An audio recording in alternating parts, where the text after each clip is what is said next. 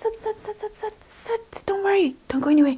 It's fine. Hey, my darling, let me tell you, when I was younger, the boys just used to fall all over for me. Oh, but no one stood a chance against your father. Oh, that man, when he walked into a room, oh, I just knew, and I prayed for him. I prayed for him so much. I prayed. Oh, my darling, sit, let me tell you. Go get yourself a nice cup of tea. You see, mine is nice or not, ne? Don't worry. I know I look like somebody studying now, ne? Don't worry. I know. But don't worry, I've got a story for you. Just go get your tea. We'll sit in our cozies and I'll tell you all about it. Cheers.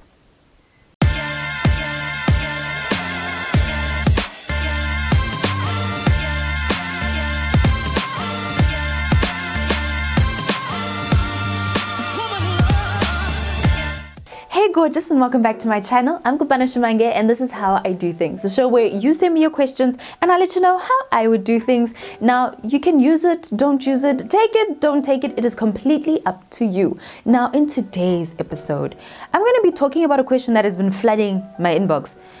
Look, I know I speak a lot about relationships and having a husband and all of that, but I do get some questions from the single ladies or those who are in the dating pool and thinking to themselves, when is God going to send me a man? Surely, get ready, surely, get sharp, get good stock. I mean, I've got my things together. Why? Where is he? Huh? Where is he? This whole question of should you pray for a man? Should you pray for a boyfriend? Or should you even pray for God to send you a husband? Right? We've been told to wait on God. Just have your faith and all of those things. But I've got a bit of tea to spill for you. When I got this question, I actually remembered back it was 8 years ago. A little more than 8 years ago.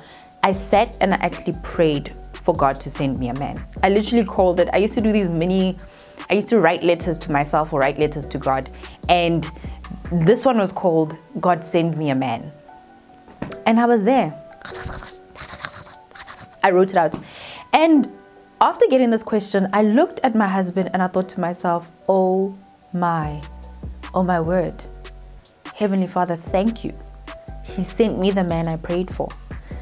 It blew my mind. More than I had actually asked for. He sent me even better because God always knows better. So today I'm going to spill the tea for you. I got my tea right here. I'm going to spill all the tea for you. So I hope that you got your tea. Ching ching. Ching ching. Ching ching. We're going to have some tea and some talk this Self-Love Sunday. Talking about the soul, talking about love, talking about praying for your man. So if you have any questions that you want to send to me, head over to my Instagram and look for this picture right here. It is on my Insta story highlights. Reply and let me know which question you want me to answer. Now I've been replying to a whole lot of questions and it's been going really well. So these are my inspiration. These are the things that this show is created for, right? You send me the question, I let you know what I would do if I was in your shoes. But in this instance, it turns out that I was in your shoes and I actually did the thing that someone's asking about. So let's spill the tea. I shouldn't have made such a good cup of tea for this. So let me tell you what happened. It was all the way back in 2012. I had moved back home and I had stopped studying for personal reasons. And I needed to go back home and just to reset, just restart and refocus. Things were a mess in Joburg and I needed to move back home. So I did. And later on that year, I got a drive time radio gig at Northwest FM, which played in the Northwest Province, some of Gauteng and Botswana as well. And then I started a business of my own, my first brick and mortar business. So it was a model dance and workout studio in Rustenburg. And I completely got lost. The guys in Rustenburg in cricket, there's fast bowlers. And I feel as though Joburg guys are fast bowlers. I knew the game, I could bat, I could block, I was fine. Moved to Rustenburg, I met slow bowlers. Those guys' game is so slow, you don't even see it coming. It just comes out of nowhere and it hits you in the face. I was just like, I was dealt for a 6 there, I promise you right now. Rustenburg men showed me flames. And I was just like, I can't do this. I can't do this by myself. I really can't because I don't want to be played with. I don't want to play with anyone. I don't want to be used up. I really just want to be focused. So I sat and I prayed. And I wrote in my diary at the time, because I used to love writing these letters to God. I used to love writing my prayers down. And I wrote this letter and I was just like, dear God, please send me a man. And there were certain things that I touched on that when I look at Voyo now, the man who put a ring on it, he literally embodies so many of the things that I wrote about in that prayer. But a few things that I did and a few things that helped me write that letter and have that prayer, that maybe let me share them with you. And if you feel as though you also want to do the same thing, then maybe you can use it or don't use it, or maybe it will inspire you. But these are the 5 things that I did when I actually did sit down and I was just like, Lord, please send me a man. I mean, it took another 3 to 4 years for me to actually even meet the guy.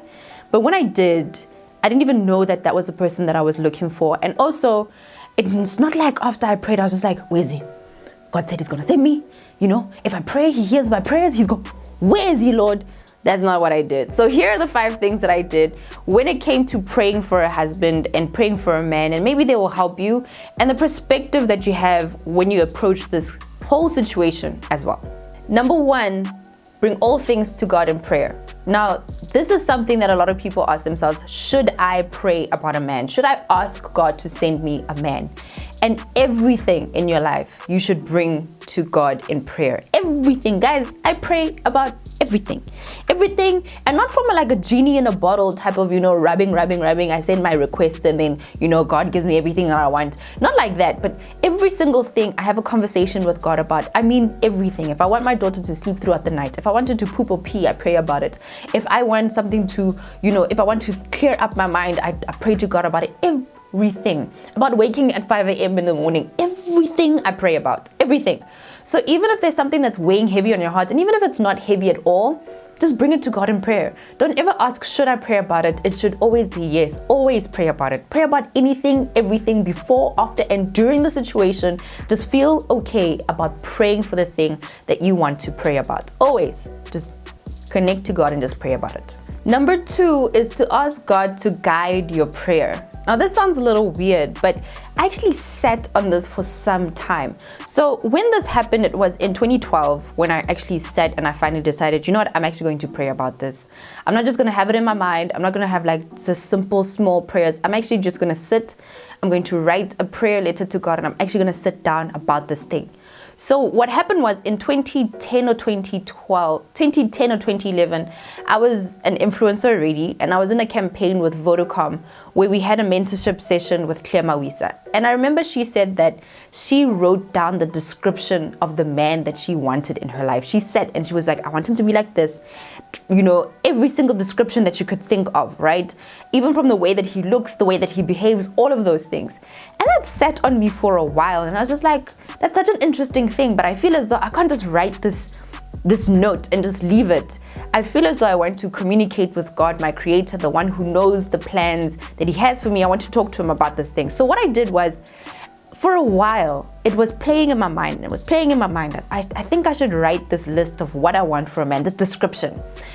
But I also feel like I should pray. So I asked God to actually help me to sort through this thought. Should I write this description? And I get into short conversations with God and be like, Lord, should I write this description? And if I do, what should I put on it? Right? So I kept on wrestling with it. And then enough nights went by where I just kept on meeting nonsense men, and I got really frustrated. And that's what happens when you're single, right? You get frustrated, you're just like, I'm done with men. Oh, dude, nonsense, trash. And there is trash out there. So eventually, in a place of a little bit of frustration, but also in a place where I was just like, I'm handing it over to you, God. You know what? This is it. Here, take it. I'm done trying to figure this out. I'm handing it over to you because I wanted to stop stressing about it. Okay? So then I sat and then I asked God to help me to come up with the prayer before I even started to pray for the guy. Before I even started to think about the characteristics or anything, I asked God to guide me in my own prayer because he knows, he's all seeing, his understanding surpasses our understanding. So having a little bit of insight and having a little bit of that guidance, and also knowing that, okay, fine, I've spoken to God about this thing and he will guide me. And I want to have my eyes and my heart and my mind open to whatever ways he wants to guide me in, especially this matter right here. Okay, so after all of that, I eventually then sat and I started to write down this prayer description of the man that I really wanted God to send to me. And the most important thing that I did was that I didn't focus on how he would look. yo, and ke kopa six pack. Ke kopa six pack, yo, just grr, grr, grr. Ooh. Permanent six pack, permanent, ne? No mukaba, please. Just, it must be there until he dies. Just that one. And then, you know the complexion, ne? That's not how the prayer went. And for some people, that may work for them. But for me, I really just wanted more values more than anything else. Right? So values, not only just obviously basic. I ask God, please send me a man who's after your own heart. So man after God's own heart. That is exactly what I asked for. I also asked for a man who doesn't drink alcohol. I asked for a man who respected and understood the importance of taking care of their temple, of being healthy, being fit, all of those things. And funny enough, that's exactly who I married. When I met Voyo and I found out that he literally was reading a book called A Man After God's Own Heart, I was just like, what? He didn't drink alcohol. He lived by the same philosophies that I was living after. And that for me was just crazy. So once I did that, I first asked God, I took my time and I asked God to guide me. And when I was finally ready to write down or to even pray about it, it was something that I felt as though I had some sort of guidance about, right? And I was bringing some sort of finality to the matter that I had. So the third thing that I did after I prayed about it and I finally wrote it down is that at the end of my prayer, I always ask God that, Lord, this is what I'm asking for, but you know what? You know more than I do. You created me. You know the plan you have for me. So please, Lord, whatever happens, let your will be done in my life. Let me not be stubborn to my ways. Let me be open to yours. And if you speak to me, can I please hear you? Because God does have a plan for us. He guides us all the time and he hears our prayers. But we should be open to hearing him. When his hand guides us, we should feel it and see it and move to where he is trying to move us. And I think that is one of the most dangerous things that I am scared of, is when God is moving me away from something and I'm pushing towards it because I'm not listening. So I really wanted, at the end of the prayer, after what I thought I wanted at the time, I always end with, Lord, this is what I am praying for. But honestly, Lord, the thing that I want above all is for your will to be done in my life. Whoever you have for me, may I not be blind to it because I'm so stuck in my own ways. May I not be blind to it because I want what I want. May I always hear you when you are talking to me. May I always feel your guidance whenever you are guiding me. And that was the most important thing. Once that part was written, it also freed up this whole expectation that I had. I got whatever it was that was on my chest off my chest, because that's the point of conversations with God, right? To tell him what it is that you are feeling and what you are going through and what you feel is on your heart, and to communicate openly with God. But ultimately, it's all about being able to fulfill whatever it is, the purpose and the will that he has for your life. So you want to hear him when he speaks about those things. And that's always how I ended my prayers. And with that one specifically, I wrote what it was that I thought I wanted. And at the end, I was just like, you know what, Lord, let your will be done in my life and let me feel you when you guide me. I always feel as though you can pray for everything that you seek and that you want in life, and you bring it to God in prayer. But at the same time, I believe in God's will. And it sounds contradictory, but I always think about the moment when Jesus was on the cross and he asked God to take this cup away from him.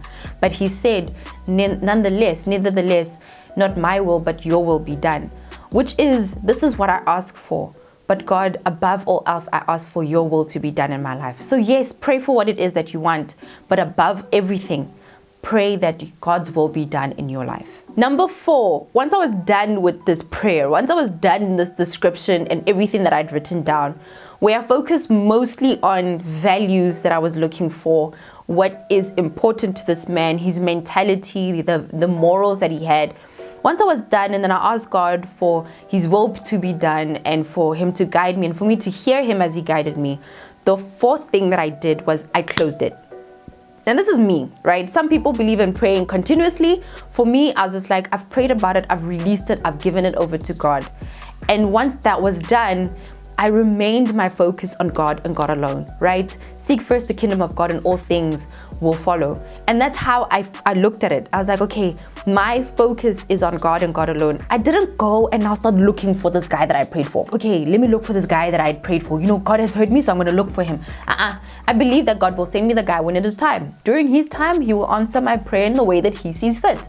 So I stopped worrying about it. I started to believe that I will receive whatever is meant for me, that God has destined for me, right? So I just stopped. I started to just live the life that God had put out for me. I started to seek him first. And that is when, honestly, I think I went from the relationship I had with Christ went from me just knowing him to us having a very deep relationship. And I started this 3-year journey of really unpeeling and discovering everything that God wanted for me, and also this relationship. I felt as though I had a very surface relationship with Christ, but after that, things started to unfold in my life that literally got me to a point from 2012 when I had that prayer to 2019 when I was at the aisle marrying the guy that I'd prayed for, marrying the guy that God sent to me. It was because I stopped worrying about the guy, and I stopped. At that point, I closed, I finished my prayer, and I stopped worrying about him because I gave it to God. I trust God, right? So stop worrying about it and focus on him. Focus on God and focus on building that relationship, because everything else will fall into place once that is your number one priority. And I always heard someone saying, and it stuck with me forever, that you must be so deep in God that a man has to go through him first to get to you. Oh, I love that one. Ooh, gives me the chills. Ooh. Number 5 was the ultimate game changer. Once I've prayed about it, once I've written it down, once I left it in God's hands and I focused on God, my second priority, my first was focusing and seeking first the kingdom of God. My second priority was becoming the best version of the person that God created me to be. Because when I looked at this person that I was asking God for, I was just like, you're what a man. What a man. And I was like, am I really ready to even meet this guy? Am I? So I was just like, if I'm going to meet the person that God has destined for me, my job is to then become the best version of myself. And this is really where things then started to really unlock. This is where my personal development journey started. Where I was just like, God gave me vision. He gave me desires. He gave me ideas. He gave me talents. And he gave me everything that I need to achieve whatever it is that he put in my head. And that's all I've been doing ever since. Even after marrying Voyo, it's still been the same thing. Lord, am I the best version of who you created me to be? Am I doing the work that you sent me for? And those are the things that I focused on and continue to focus on even after marriage. Even after meeting that man, you never stop focusing on God, and you never stop focusing on being the best version that God created you to be. And that's the thing about praying for a man, is about releasing it. Releasing the stress of singleness, because it should not be stressful, because you are like this and you should be connected to God in the most strongest way that you can possibly be, because another man will come who's also like this, and when you come together you will form a triangle with God at the top and the two of you forming the other sides of the triangle, and it's just you in that relationship. So those are the things that I did in terms of praying for a husband, praying for God to send me a man. And yes, I did stumble along the way. Yes, at some points I lost my vision and, I stopped going to church and praying as much as I used to. But as soon as I moved back into that, as soon as I returned to God, as soon as I returned to that relationship with Christ, that's when it started to unravel. That is when the good started to happen. That's when I felt that the Lord was pushing me in a direction to where I then met that man. I hope that you guys enjoyed that one. Spilling a little bit of tea. My tea went cold, but it's fine. I'll make another one. I'm going to go have a muffin and some tea with my husband, the man that God has sent for me. And I hope that you guys also feel that you can release it. No matter if you're married or if you're not married, pray for the man you have, or pray for the man that you will have in the future. But until tomorrow's video, which is all about a Motivation Monday, I'll see you guys then. I'm Kopano Shimange, and this is How I Do Things.